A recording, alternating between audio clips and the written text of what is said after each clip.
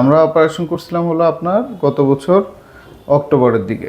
অক্টোবরের দিকে, 10 মাস জি হবে। জি জি। তখন আপনার তখন কি সমস্যা ছিল? সেই সমস্যা ছিল আমার দৈরে নিত্য দৈরে আনতো, আমি আটে পারতাম না।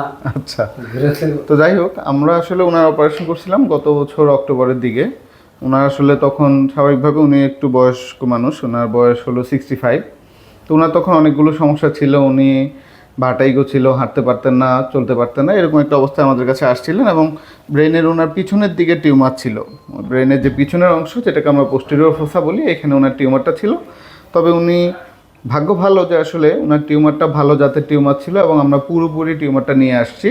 এখন আলহামদুলিল্লাহ উনি তো আমাদের সামনেই আছেন। উনি এখন নতুন করে সিটি স্ক্যান করে আমাদের কাছে আসছেন, যে লাস্ট একবার ফলো আপ আমরা সাধারণত 6 মাস বা 7 মাস পরে একটা ফলো আপ দিয়ে থাকি, ওই জন্য আসছেন। তো আমরা এখানে যেটা দেখতে পাচ্ছি যে সিটি স্ক্যান আলহামদুলিল্লাহ খুবই ভালো আছে, এখানে কোনো টিউমারের কোনো আর কোনো রেসিডুয়াল রিকারেন্স কিছু নাই। আর উনি তো আলহামদুলিল্লাহ আমাদের সামনেই আছেন।